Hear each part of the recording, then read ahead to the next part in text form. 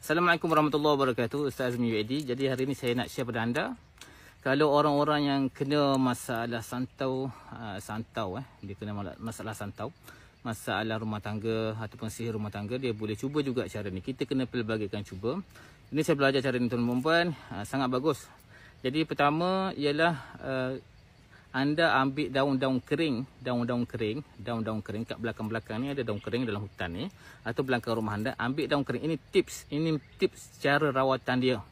Anda boleh cuba. Dan sebab apa kita boleh pelbagaikan cara, sebab masa saya sakit dulu saya pelbagaikan, alhamdulillah sembuh dengan izin Allah Subhanahu Wa Taala. Sampai hari ni saya masih lagi tak kena sihir, dulu kena sihir lah.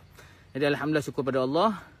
Jadi anda boleh pergi hutan, tak pergi hutan tak apa, belakang rumah yang mana ada dekat taman-taman tu daun-daun kering dia tak jatuh di tanah.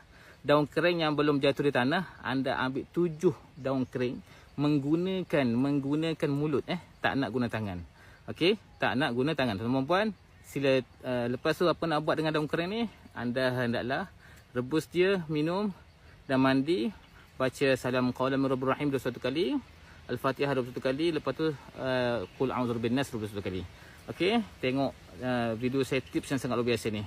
Insya-Allah anda akan sembuh dengan izin Allah Subhanahu Wa Taala.